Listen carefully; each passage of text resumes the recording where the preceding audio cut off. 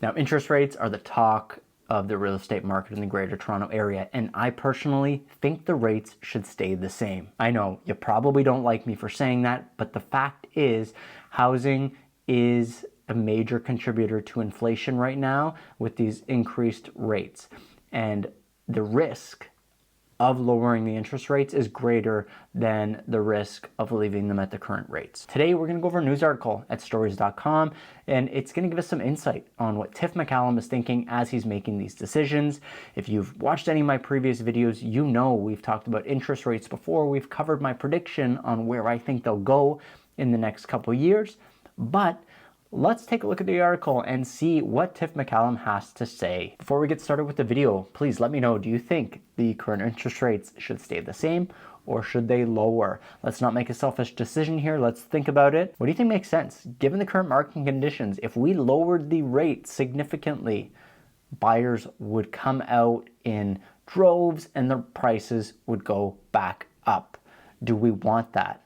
I personally don't think it's a good idea, but let's get into the article. Don't leave it to interest rates to fix Canada's ongoing housing affordability crisis, said the Bank of Canada Governor Tiff McCallum during a speech at Montreal Council of Foreign Relations on Tuesday. Housing affordability is a significant problem in Canada, but it's not one that can be fixed by raising or lowering interest rates. It's very interesting that he says that because we are all hoping that interest rates get lowered, but we're not hoping that they get lowered to fix inflation. We're hoping they get lowered so people can get into the housing market. The Bank of Canada had instead pointed to other aggravating factors like the lack of housing supply, which is exacerbated by the zoning restrictions, delays, and uncertainties in the approval processes, and shortages of skilled workers. None of these things our monetary policy can address, McCallum added. McCallum's sentiments, however, are likely of little comfort to Canadians struggling to make payments on their mortgages, particularly those who have had to renew in the current high interest rate environment. They've often seen hundreds of dollars added to their monthly payments.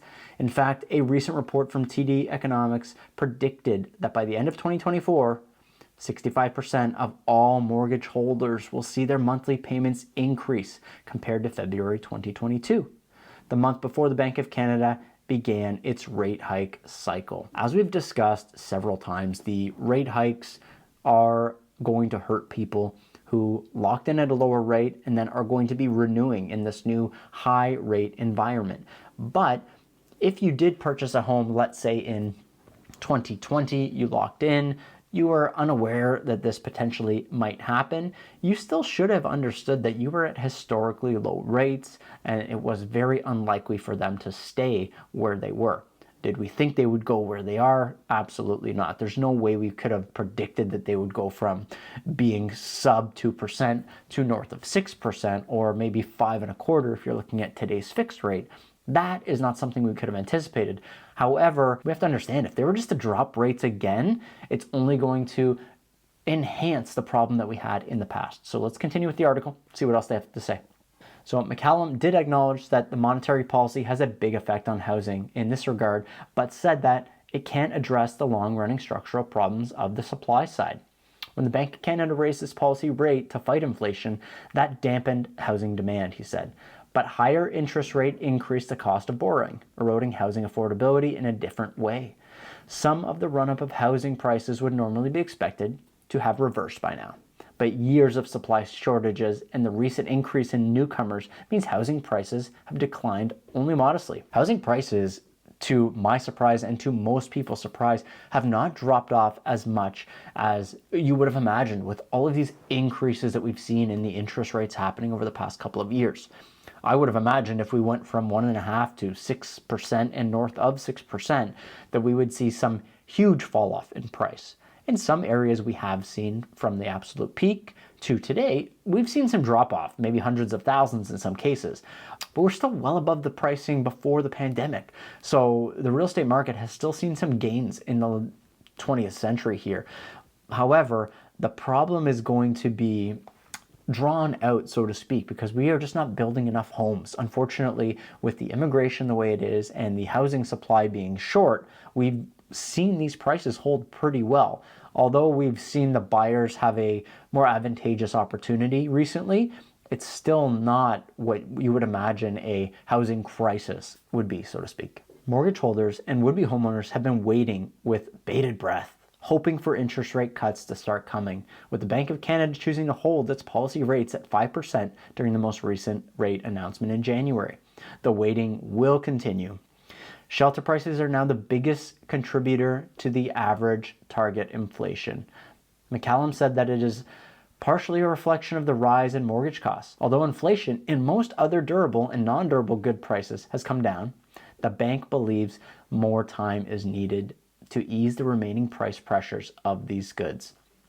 During his speech, McCallum said that the future of the bank's monetary policy will depend on the evolution of growth and inflation. With economic growth slowing last year and no anticipated boom in the near term, combined with the expected volatility of oil and transportation costs, the path back to 2% inflation target is likely to be a slow one, and the risks remain. Because of this, the bank is forecasting that inflation remains around 3% throughout the first half of the year, before declining to 2.5% by the end of the year, and hopefully in 2025 hitting that 2% target. With continued evidence that monetary policy is working, Governing Council's discussion about the future policy shift from whether monetary policy is restrictive enough to how long to maintain the current restrictive stance. McCallum said this, which hinted at a potential future rate cut, but stopping short of offering any specific timeline. I might be in the minority, but I think Tiff McCallum is doing a really good job. I think the rates do need to stay where they are for the time being. I don't think it would be a good decision to all of a sudden start to drop rates and drop them quickly. As a realtor, we can see what's happening right now. The market is slowly picking up the closer and closer we get to the point where we think the rates might start to cut down. I don't think it's going to take much to get buyers' confidence back. I think personally, if we see a 1/4 point reduction, that we will see a wave of buyers hit the market. Doesn't make a whole lot of sense because a 1/4 point is not going to move the needle in one direction or the other. But I think buyers are really just looking for a positive push on the rate side of things. The reason why I think they're waiting for this announcement to happen is because in the past, the Bank of Canada has said that they wouldn't raise rates and then raised rates substantially. So I think there's a little bit of a trust factor issue that we have built into this, and people aren't going to take action until they see the first move by the Bank of Canada. Do I think the Bank of Canada needs to go crazy and reduce it more than 1% this year? No. It would be fantastic for a lot of our sellers. It would boost their equity. But I think in the long run for the real estate market, I think we do need to take that slow and gradual approach like Tiff McCallum suggested here for the good of the real estate market. The reality is your average condo in the Greater Toronto Area should not be costing you north of $600,000 just to get in the market. I know if you own one, and I personally do, you would like that to be the case. But the reality is, how are most people going to afford to get into the market at that price point? Do you think it's even realistic that you can sell at 5% a $600,000 condo to a first-time home buyer? It's very unlikely. They are, as it is, pinching pennies to get their deposits and everything all organized to buy their first home. So I think there's still a balance that needs to happen here. And until then, we will keep waiting for every Bank of Canada announcement to give us the information we're looking for. Thank you so much for watching this video. My name is Mike Carpino. This has been my opinion on Tiff McCallum's approach to the Bank of Canada rate cuts and my opinion on what they should do in the next little while here. If you like this video, please hit that like, comment, and subscribe button, and I'll see you in the next video. Bye for now.